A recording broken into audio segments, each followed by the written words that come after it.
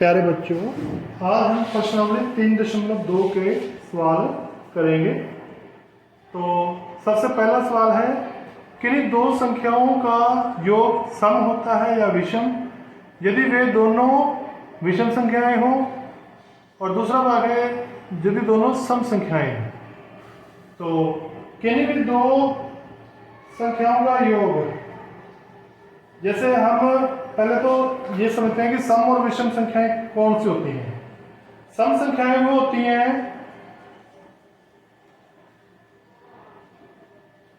जो 2 से विभाजित हो जाए, जैसे 2, 4, 6, 8, 10, 12, 14, 16, ये सारी सम संख्याएं हैं।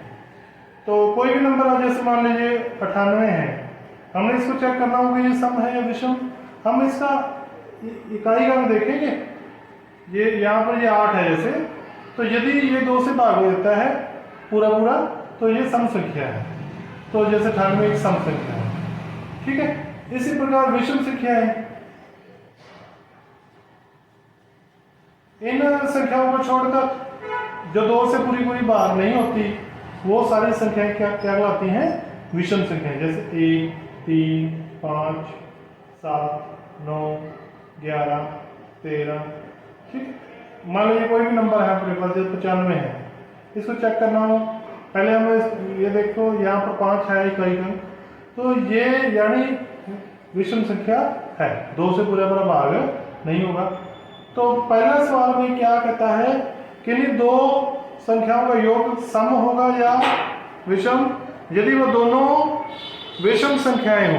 तो हम क्या करते हैं कि दो विषम संख्याएं ले लेते हैं, कोई भी एक, 3 और दूसरे ले लेते हैं चलो 5, ठीक है।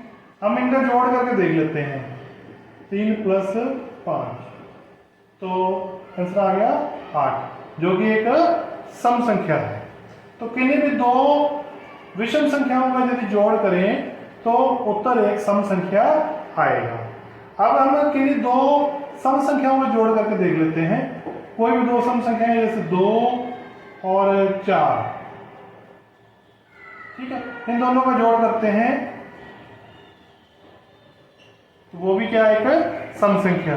तो चाहे दो विषम संख्याएं हो चाहे सम संख्याएं हो, उनका जोड़ हमेशा सम आएगा। इसी प्रकार सम नंबर 2 में सत्य या असत्य बताने हैं, तो ये एक एक करके आप करेंगे।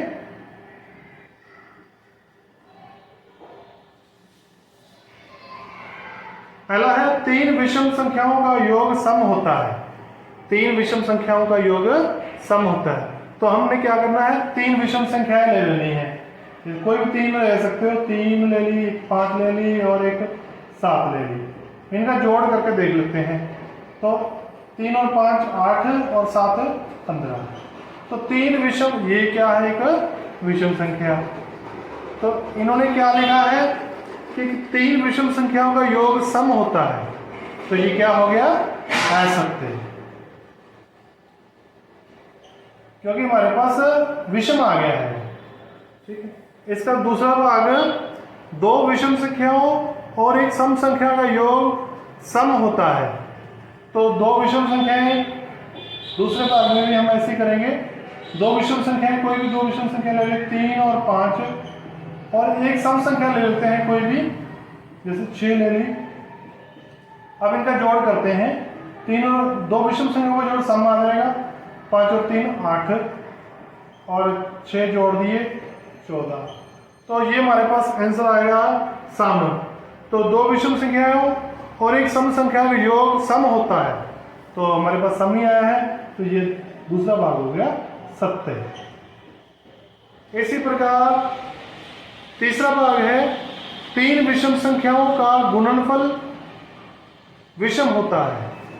3 विषम संख्याएं, हम कोई भी 3 विषम संख्याएं लेते हैं, जैसे 3 ले ली, एक 5 ले ली और एक 7 ले ली। इन तीनों का हम गुणनफल करते हैं, तो 3 × 5 × 7, तो 3 को 5 से गुणा किया 15, 15 को 7 से गुणा किया 120, 5। तो ये हमारे पास क्या है, विषम। इन्होंने क्या लिखा है, 3 विषम संख्याओं का गुणनफल विषम होता है, तो ये सही है। तो हमारे पास ये आ गया सत्य।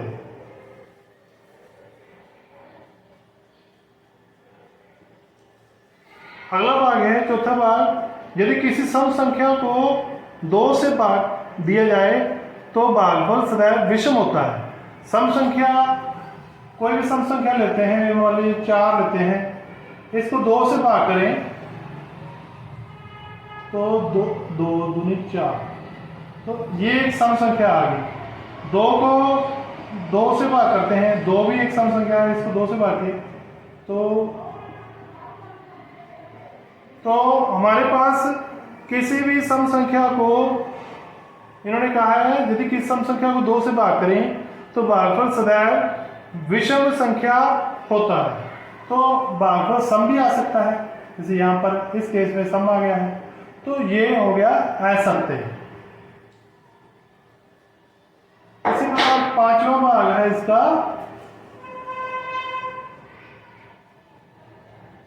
सभी अभाज्य संख्याएं विषम हैं। सभी अभाज्य संख्या विषम है। जैसे 2 है, सबसे छोटी अभाज्य संख्या है, वह सम है। तो इन्होंने कहा कि सभी अभाज्य संख्याएं विषम है, तो ये असत्य हो गया। इसी प्रकार इसका नेक्स्ट भाग है, एफ भाग, अभाज्य संख्याओं के कोई गुणनखंड नहीं होते। कोई भी एक अभाज्य संख्या लेते हैं, जैसे मान लीजिए 13 ले, तो इसके 2 गुणनखंड तो होते हैं हमेशा, 13 और 1, एक संख्या खुद और 1। तो इन्होंने कहा है कि कोई भी गुणनखंड नहीं होते, तो ये भी क्या हो गया, असत्य। अगला है, 2 अभाज्य संख्याओं का योग सदैव सम होता है।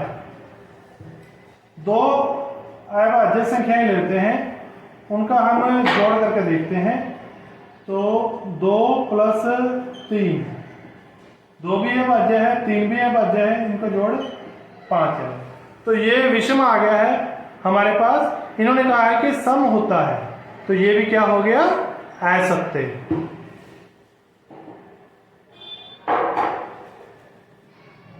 इसी प्रकार अगला भाग है, केवल 2 ही एक सम अभाज्य संख्या है। तो जैसे 2 एक सम अभाज्य संख्या है, ये सभी अभाज्य संख्या लिखी हुई है 100 तक, तो इसमें बाकी सारी क्या है, विषम।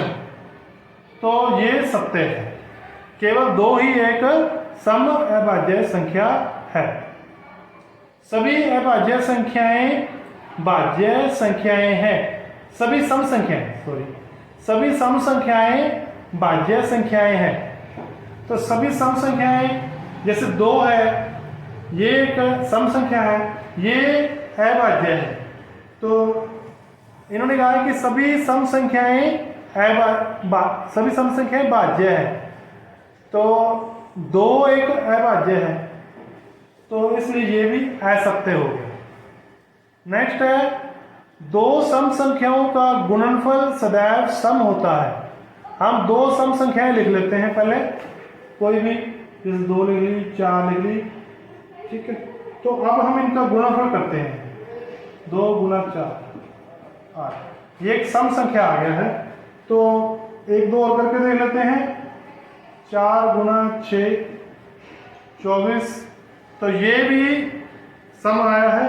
तो 2 सम संख्याओं का गुणनफल सदैव सम होता है, तो ये भी सत्य है। इस तरीके दूसरा सवाल पूरा होता है। अब तीसरा सवाल, संख्याएं 13 और 31 अभाज्य संख्याएं हैं, इन दोनों में से 2 अंक 1 और 3 है, ठीक है। 100 तक की सभी संख्याओं के ऐसे युग्म बताने हैं। तो हम यहां पर चेक करेंगे, एक तो 13 और 31 तो बढ़ गया, 13 और 31, ये दोनों अभाज्य संख्याएं हैं, अभाज्य संख्याओं के युग्म है। और उसके बाद 17 और 71, 17 और 71, देखो 1 7 और 7 आएगा, ये भी हो गया। 19 और 91, 91 है इसमें, नहीं है। 23 और 32, वो भी नहीं है। 29 और 92, इसका उल्टा कर लेना है, नहीं है। तो इस सवाल को करने के लिए आपने पहले ये सारी अभाज्य संख्याएं लिख लेनी है। फिर 31 और 13, ये तो लिख ही लिया आपने, ठीक है, इसको छोड़ देते हैं, दोबारा से नहीं लिखेंगे। फिर 37 और इसका उल्टा कर देंगे 73, है इसमें, है, ठीक है। और फिर 41 और 14, ये 14 तो इसमें नहीं है, अभाज्य नहीं है, नहीं। फिर 43 और 34 भी नहीं है, 43 और 34 है जो भाज्य आ गई, तो इसको छोड़ देना है, ठीक है। तो 47 और 74 नहीं है, 53 और 35 भी नहीं है, क्योंकि जब मैं इसको उल्टा देता हूँ 59 है, जैसे इसको उल्टा कर देंगे 95, तो ये तो 5 से भाग हो जाएगी, तो ये भाज्य नहीं है, तो ये नहीं आएगा। 61 और 16 भी नहीं आएगा, 67 और 76 भी नहीं आएगा, 71 और 67 ये हमने लिख लिया पहले, 73 और 37 भी लिख लिया, 79 और 97 है, हाँ। तो ये अभाज्य युग्म हो गया। इसी बात 83 और जो 38 नहीं, क्योंकि ये भाज्य बन जाती है, इसमें है ही नहीं, ठीक है। और 89 और 98 नहीं आएगा, क्योंकि ये 2 से भाग हो जाएगी। 97 और 89 ये हमने लिख लिया। तो ये 100 तक ऐसे सभी युग्म हमने लिखने हैं जो इस तरीके के युग्म, जैसे 13 और 31 के लिखे हैं, तो ये सारे युग्म हैं। ये टोटल कुल मिलाकर 4 युग्म बनते हैं, ठीक है, अभाज्य संख्याओं के। अगला सवाल है, चौथा सवाल,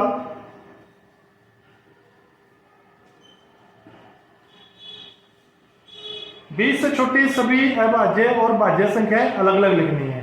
तो आपने 20 से छोटी अभाज्य, ये अभाज्य तो जैसे पहले एक तरफ आपने अभाज्य लिख देनी है, अभाज्य, और दूसरी तरफ भाज्य। तो अभाज्य 2, 3, 5, 7, 9 नहीं है, 11 आ गई, ठीक है, 13, 15 नहीं है, 17 और 17 के बाद 19। तो ये सारी अभाज्य संख्या है। और भाज्य संख्याएं ये 3 से शुरू हो जाएगी,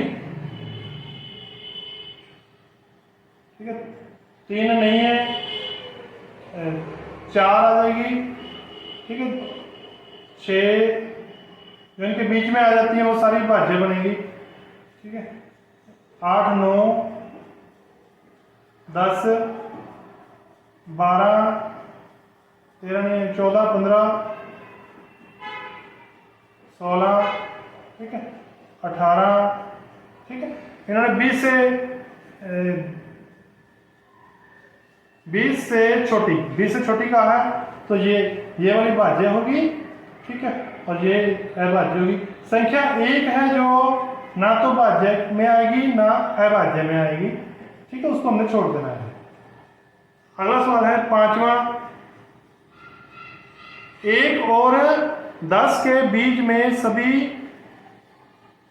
सबसे बड़ी अभाज्य संख्या, 1 और 10 के बीच में सबसे बड़ी अभाज्य संख्या, तो आप देखकर आप बता सकते हो 1 और 10 के बीच में सबसे बड़ी अभाज्य संख्या, तो वो आ जाएगी 7।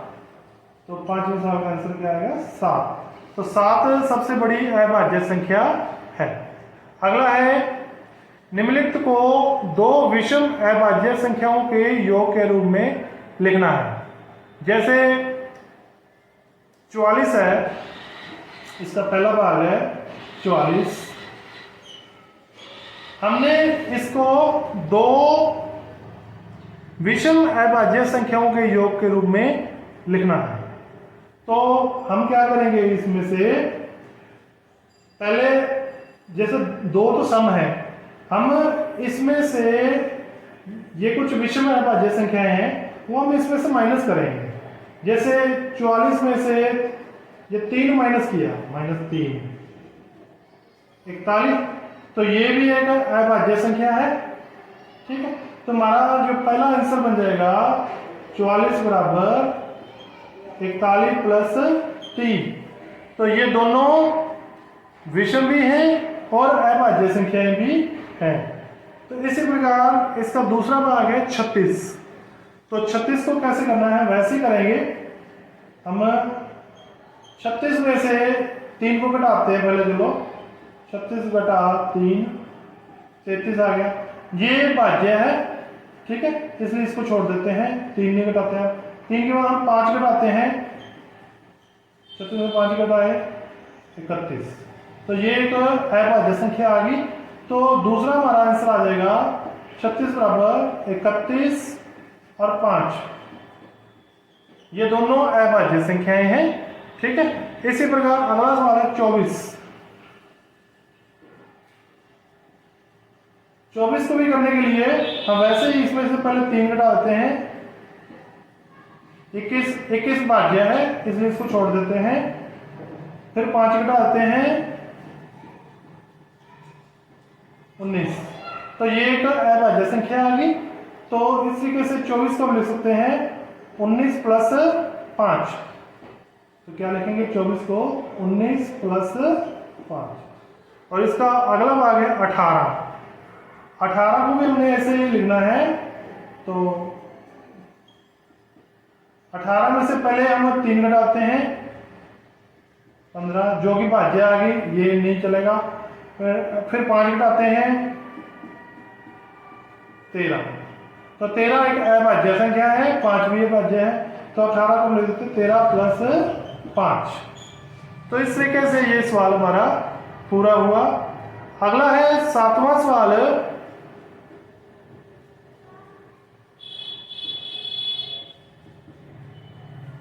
अभाज्य संख्याओं के ऐसे 3 युग्म लिखिए जिनका अंतर 2 हो। हमने 3 जोड़े लिखने हैं अभाज्य संख्याओं के जिनका अंतर 2 हो। जैसे यहां से 7 दिख रहा है, 5 और 7, एक तो हो गया 5 और 7। इनका अंतर कितना है, 7 में से 5 घटाए 2। एक ये हो गया, एक 11 और 13 हो गया, इनका अंतर भी कितना है 2। 13 में से 11 घटाए 2। और एक 17 और 19, ठीक है, इनका अंतर भी कितना है 2। तो इस तरीके से 3 युग्म लिखने थे, ठीक है, जिनका अंतर 2 हो। 8वां सवाल, निम्न में से कौन सी संख्याएं अभाज्य संख्याएं हैं। तो ये तो बहुत ही आसान है, हमें पता है 23 अभाज्य है। जो 51 है ये 3 से भाग हो जाती है, 5 और 1 6 अंकों का जोड़ 6 आ रहा है, तो इसलिए ये अभाज्य नहीं है।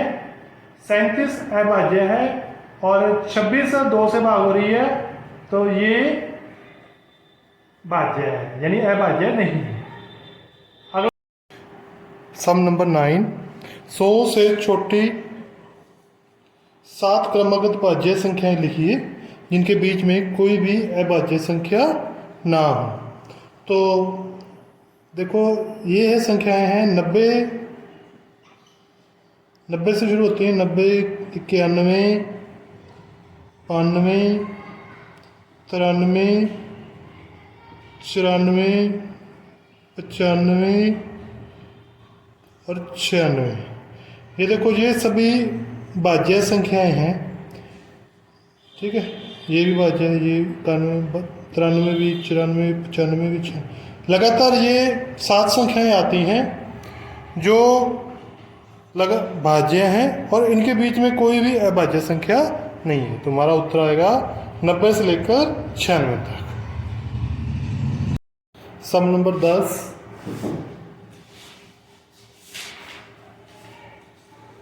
निम्न संख्याओं को 3 अभाज्य संख्याओं के योग के रूप में लिखो। सबसे पहली संख्या जैसे 21। इस संख्या को, इस सम को करने के लिए हमें पहले कुछ अभाज्य संख्याएं लिखेंगे। जैसे सबसे यहाँ पर मैं कुछ अभाज्य संख्या लिखता हूँ 2, 3, 5, 7, 11, 13, 17, हम 21 तक लिख लेंगे, 19, ठीक है। उसके बाद 23 आती है, तो इतना ही बहुत है। अब हम इसमें से कोई संख्या ऐसी घटाएंगे ताकि इनमें से कोई संख्या घटाएंगे ताकि एक सम संख्या प्राप्त हो। जैसे 21 में से मान लीजिए 2 घटाते हैं तो 19, ये विषम होगी, तो इसलिए इसको नहीं घटाएंगे। अब 21 में से 3 घटाते हैं 18, तो ये सम संख्या आ गई। तो पहली संख्या तो होगी 3 जो घटाई जाएगी। अब 18 को हमने 18 में से कोई ऐसी संख्या और घटानी है ताकि हमें विषम संख्या ही प्राप्त हो। तो 18 में से जैसे 5 घटाए, 18 में से 3 तो पहले हमने घटा चुके हैं, अब 5 घटाते हैं, तो 18 में से 5 घटाए 13, तो ये एक विषम संख्या है। तो हमारे पास हमारा आंसर क्या आएगा, 3, 5 और 13, तो 21 बराबर 3 + 5 + 13। इस तरीके से हमने 21 को 3 अभाज्य संख्याओं के रूप में लिख दिया है। आपने इस बात का ध्यान रखना कि जो पहली बार घटाएंगे तो सम संख्या आएगी। नेक्स्ट अगला पार्ट है हमारा 31। तो 31 को भी हम इसी तरीके से करेंगे। तो 31 में से पहले हम कोई इनमें से कोई ऐसी संख्या घटाएंगे ताकि हमें एक सम संख्या प्राप्त हो। 31 में 2 घटाए 29, वो विषम रहेगी। 31 में से 3 घटाए 28, तो पहला हो गया, पहली संख्या तो 3 होगी। अब 28 में से हमने और संख्या घटानी है, जैसे 5 घटा दिया 23, तो ये एक विषम संख्या आ गई। तो इस तरीके से हमारा आंसर आ गया 23, 5 और 3। तो 31 बराबर 3 + 5 + 23। इसी प्रकार अगला सवाल हमारा 53। तो 53 को करने के लिए वैसे ही करेंगे, सेम मेथड। 53 में से पहले 2 घटाया, जैसे 51, तो ये विषम आ गई है, इसको छोड़ देंगे हम। फिर हम 3 घटाते हैं 50, ये एक सम संख्या आ गई, ठीक है, इसका हम 3 ले लेंगे। अब 50 में से ऐसी संख्या घटाएंगे ताकि हमें विषम संख्या ही प्राप्त हो। 5 घटाते हैं 45, तो हमारा आंसर क्या बन जाएगा, 3, 5 और 45। लेकिन 45 जो है विषम संख्या नहीं है, विषम संख्या आनी चाहिए, सॉरी अभाज्य संख्या आनी चाहिए, अभाज्य, इसलिए हम इसको छोड़ देंगे। 5 नहीं घटाए, 7 घटाते हैं 43, 43 एक अभाज्य संख्या है, ठीक है। तो हमारा आंसर आ जाएगा 3, 7 और 43। तो इस तरीके से किसी भी अभाज्य संख्या को हम 3 अभाज्य संख्याओं के योग के रूप में लिख सकते हैं। इसका अगला भाग है 61। तो 61 को भी हम ऐसे ही करेंगे। 61 में से पहले हम 2 घटाते हैं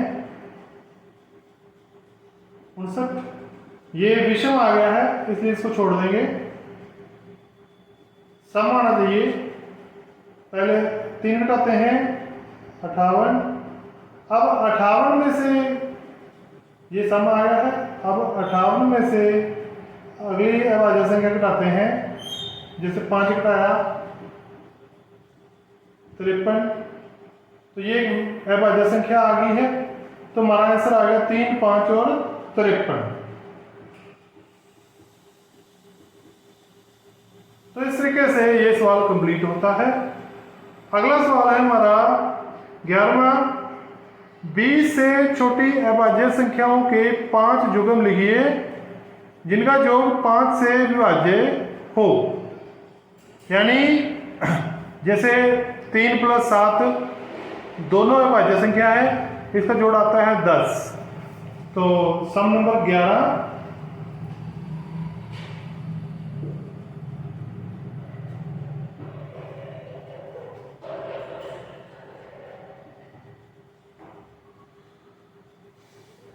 जैसे हमने ये देख लेना है इस सवाल में कि कौन कौन सी संख्याएं हैं जो 5 से विभाजित है।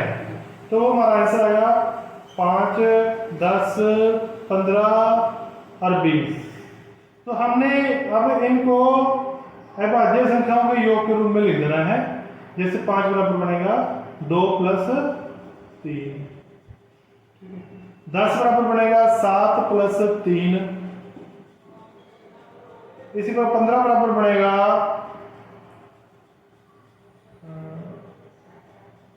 13 + 2, 20 बराबर बनेगा 17 + 3।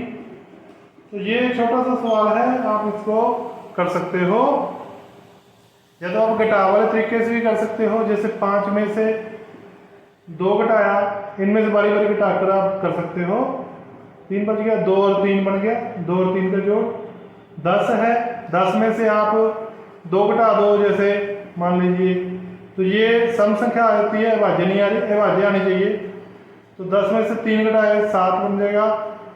ठीक है, तो इस तरीके से आप इस सवाल को आसानी से कर सकते हो। 12वां सवाल, निम्न में रिक्त स्थानों को भरिए।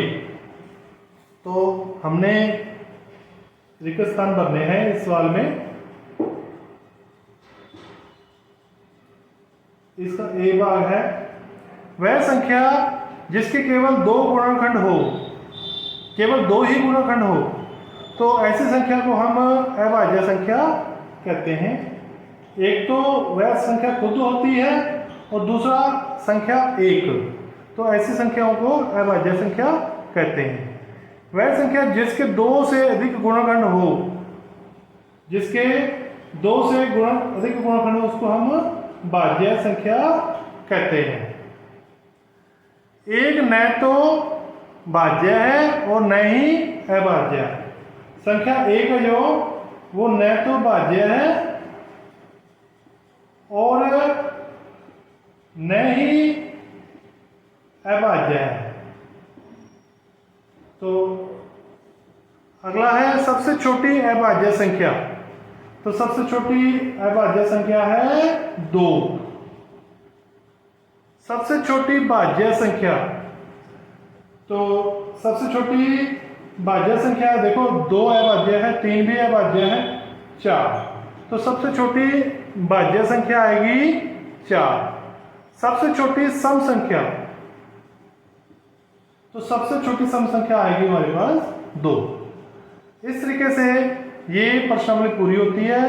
आशा करता हूँ आपको अच्छी तरीके से समझ में आ गया होगा। यदि फिर भी कोई प्रॉब्लम आती है तो आप कमेंट सेक्शन में पूछ सकते हैं। धन्यवाद।